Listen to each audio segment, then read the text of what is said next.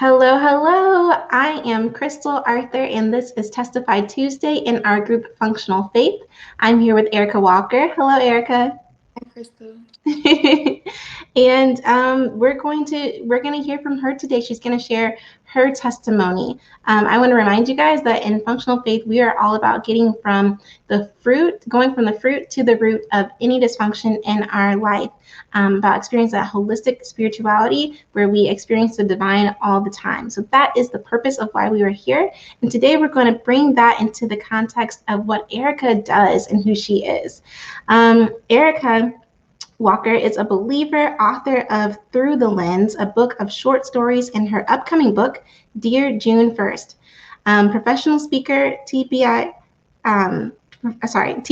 advocate, and host of TBI Uncovered, producer, and filmmaker. By the grace of God, she survived a gunshot wound to her head in 2008, which was the greatest test of her life. She loves hosting her online show, TBI Uncovered, and writing to inspire the masses with her story, including the TBI community and professionals in the medical field. Erica also speaks at schools, rehabilitation hospitals, and various events. I know Erica because we have a mutual mentor in Camille Dangerfield. If you missed that interview, you can check that out. It was from last Tuesday. And when I learned what she did, I was just so excited and so moved because my mom has had two traumatic brain injuries and my father has had a spinal cord injury. And so I am just really excited for this interview and to get to know you better, Erica. So can you share with us just like what led to you? Like, I know that you had your traumatic brain injury. If you want to share about that experience, you can. Okay. But like, what led you here to helping others through such a difficult life event? Well, it's exactly what you said. Before I got injured, I love helping people, but not to this capacity. Mm. Um, so when I got injured, it only made sense for me to give back, and I'm big on helping others because I feel like if I've conquered something, I'm gonna help others conquer the same thing. And so a little bit about my story: I was shot in my head on June 1st of the year 2008 by a stray bullet.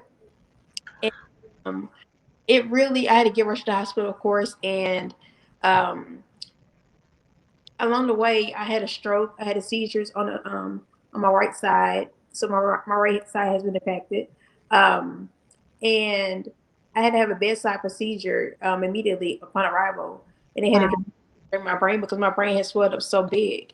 And so before surgery, they had to drain my brain, and so after the surgery, after the draining, I had to have surgery, and then it was pretty. But my status was pretty touch and go, like for weeks after that. And so it was like my family get called, like she's not gonna make it or through the night or whatever. So that first night was very critical, and other weeks leading up to that was very critical as well. Um, but by the grace of God, he pulled me through. I was in a coma for a month and a half. I couldn't talk for 4 months. I had a trach, the scars right here. I had a trach, a feeding tube. I just went through the ringer, and but by the grace of God, I'm still here kicking in. I want to help others along the way and to keep fighting and pushing because I know if I can make it through this, then anyone can make it through it. And I just see purpose. Like I call myself Erica 2.0 because I got to take a chance. And so I believe we all have 2.0 in us. And so Hmm. ours is, there's still, I have a group called the Beauty Inside, and there's still beauty inside each of us. And so we still have purpose, we still got life, so let's do something with it. Yes, we can go revert back to our accidents, but let's get past it. So I help TBI survivors transform their mindsets from their traumatic experiences to purpose, to focus on a purpose.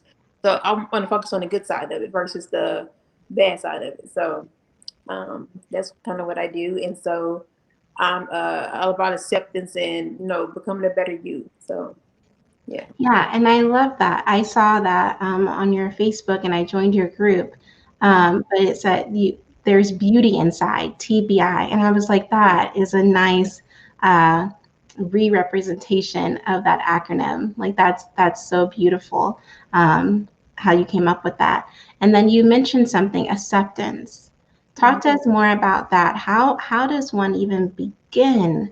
What are some practical steps that we can take to even begin to accept when a catastrophic or traumatic event happens to us or to someone that we love? Because I don't know if I've shared this very much, and I just was talking to you about it, Erica, but like my mom, she had two brain aneurysms. One when I was in college, and that was 2013. It was a month after we got married, and then another one when my son was just a couple years later when my son was like 7 months old, and it was a similar experience. The second time, especially, she had to have the drain and the trach and the feeding tube, and that is, I was telling you before, that's I have PTSD from that. That was horrible, and I didn't even experience, like, it wasn't me that it was happening to. So it's and then my dad, perfectly healthy, and then became a quadriplegic. And so, like, how does one even begin to accept something like that, either as the person that it happened to or as the caregiver? It's definitely a process. It's not like overnight step, like 1, 2, 3, because it takes years to process it, deal with it, and each person is different. Um, and for me personally, I had to accept five. Well, yeah, I had to accept like 5 things. For one, I had to accept that I was shot. I had to accept that I had to forget the person who did it. I had to. I also was with. I didn't mention this, but I was with. It was 4 of us, and me and another young lady got shot. She passed away. So I didn't know that initially. I didn't find out until like maybe like 3 or 4 months later. And so when I found out, it took me like I went to like a depression, and I dealt with grief, survivor's guilt. I felt guilty for it. No, I didn't. No, I didn't shoot her, but she was with me, and I was the oldest, and I felt responsible for her, and I just with all these different emotions. So I had to deal with that survivor's guilt, lost to her, and then I had to accept myself being in the wheelchair. I might used to be in the wheelchair, and so it's like I'm going from walking to a wheelchair. It's like it's a whole new world. Your life is flipped upside down. So I had to go through a lot of different stages of acceptance, and it was not easy. It took me years, and so I've been injured. It's going on 13 years on June of this year. 13 years, so it definitely has been like a long process. I've gotten through it. Sometimes we don't share the truth about our experiences because we're afraid to of embarrassment or something like that, or like I said, we're still in the processing phase of it and not fully accepting of it. And so the event is not really the easiest to deal with. And as the TBI coach, when I talk to my clients, I ask them, because acceptance is the first thing you have to deal with. You have to accept what is, accept what was, and accept what now what is, whatever your state is. Because some people who survive, they walk. Like, there's nothing many people in wheelchairs that has injured because they're more so mentally impacted, more so physically impacted. And so with that, whether it's your loved one experienced something traumatic like what I went through, or something else, it's very it's best to get to the root cause of it, of what's really going on, and to address it that first. When we have our bad experiences, it's like we remain stagnant, Mm.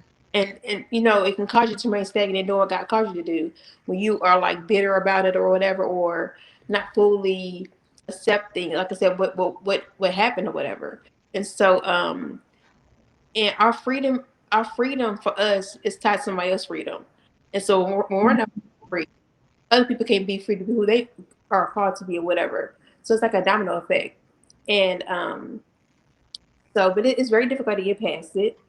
And but it requires a change of perspective as well. Change the way you think about it. Like, instead of looking at, oh, me, why me? It's like, well, okay, this happened. You got to analyze it. Did this happen? Okay, so it happened for a purpose. And once you get past all the anger and all that, and get to the root of it, it's like I love the quote. Life is 9% what happens to you. Wait, life is, what did it say? Life is 9%, 10% what happens to you, 9% how you react to it. Yeah. Uh-huh. Love that quote. I don't know who wrote it, but I love that quote. 'Cause it's so true. Like, but it's all how you do. It's all how you look at, how you view it. If you feel like, oh, this sucks, then yes, it's going to keep on sucking, because it's a bad situation. And so what I come to learn about how to accept it is to go to God.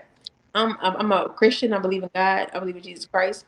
And so prayer has definitely been like my biggest go-to, and it's definitely His work for me. Um, and I just think that and I believe that I know Jesus saved me, and if he could help me with that, then he can help me with everything else that I could deal with after the aftermath of this traumatic experience. Because I have dealt with plenty of things after this. It wasn't just like oh, I got hurt and that's it. No, no, no, no, no, no, no. It's like I've dealt with like anger and depression and some other different things that I had to conquer, because this injury is ongoing, and it's like you go through different things almost every day nearly, and everybody is different, so it affects the people differently. Some people affect mentally, some people affect physically. So yeah, go through that. And I've also the scripture, reading the Bible, going to church, prayer has definitely helped me. Saying confessions of faith. So all those things are very vital, and to change your mindset to deviate away from the experience itself, and to making decisions to let it go, to just accept it what it is, let it go. Like I said, this happened, address it, and whatever you got to do, let it go. By all means, let it go. Because you don't want to have power over you, because it's very easy for it to have power over you. The third thing is change your perspective and find the good in it.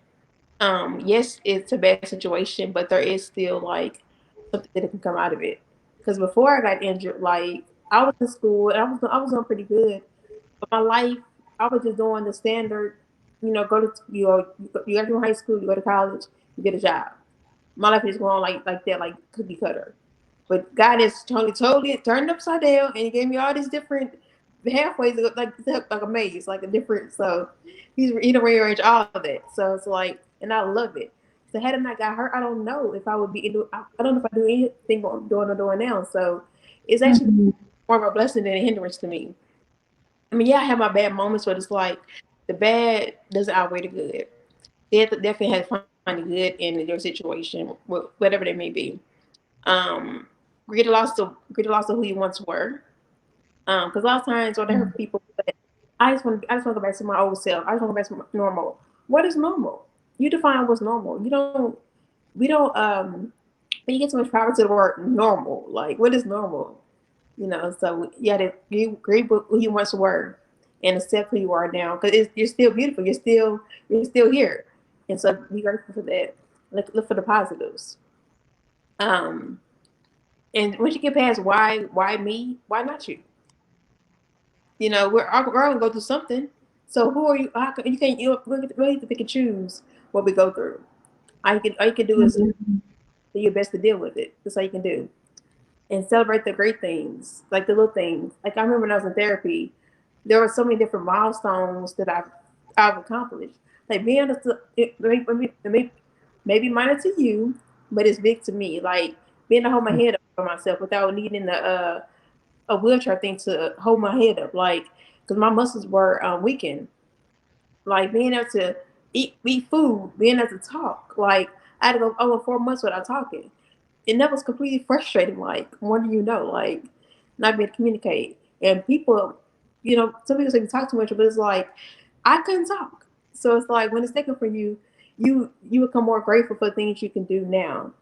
And just a lot of little stuff, like being able to sit about yourself or whatever. The stuff we take for granted. It's just little stuff like that. So just celebrate every win, and it also reawakens your purpose in life, and it gives your life meaning. And the last one, which is my favorite, love the 2.0 version of yourself. You know, you're not the same anymore, and it's okay. You can just deal with it, whatever, cry about it, whatever. But you gotta just step off and get back up again. You gotta still live. You're still breathing.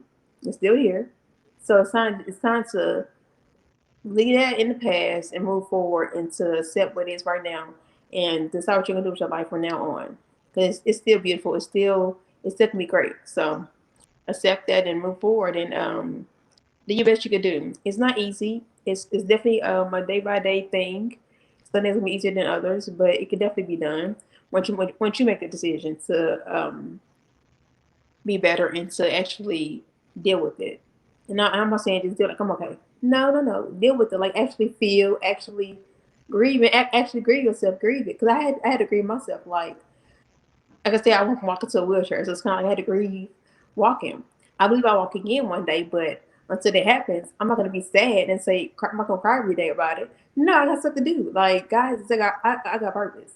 I don't have time to cry all day. I don't have time for that. Like I got so much going on that I can even keep up some time. So it's like I don't have time. So I'm gonna move forward and do what I gotta do to be better for myself and for God and service people and help others along the way. So yeah. You just said so much. You just said so much good stuff. I have like I was every time I'm looking down, I'm taking notes, okay? I just I mean I accept what was and accept what is. I love that. Um it's a long process, but I've gotten through it. Uh when we're not free, other people can't be free. And I know what you mean there. Some people could get that twisted, like what? Like, but like when you living in your freedom, you walking in your freedom almost gives other people permission to do the same. Yes, it does. Yeah. And so like that is so powerful. Prayer has been your biggest go-to, on top of other spiritual practices like uh, being a part of a spiritual community, and you said saying a confession of faith. And what else did you say? You said Gotta be. reading your Bible. Those are all so good. It's so many things to knock us down. It's like with media and all this stuff on TV. You got to keep yourself lifted. Like Yes. hurt yourself. You can't depend on other people to always say "good job." You can do it. No, no, no. You gotta say yourself. You got it. It's okay. You got it. You can do it. So yeah, And celebration. You said celebrating the milestones, even if they look small to somebody else. And that right there is a spiritual practice, can be celebration. yeah. And so that is just so incredible. It reawakens your purpose in life. Oh my gosh. And Mm-hmm. I mean, I've seen that. I see that. Like I've seen that for myself as a caregiver, and I've seen that for my family. That is so powerful. Can you share with us any resources that you found, or maybe just about your own book? You already have one book, and then you're working on a second. So can you tell us about those two books? Okay, so through the lens of bookstore stories. So when I was in this, I was started in middle school, I believe. I love reading, and I remember then I got I was I would read, and then when I got like a teenager, about 15 years old, I remember seeing a girl get teased, and I'm like, that's not nice, but I didn't speak up because I was very timid, like I was scary, Mhm. and so I'm like, well, what can I do? And so I felt like I said, okay. So God said, "Well, write about it." And so I began writing, and I didn't intend on making it in the book, but that's what it developed into.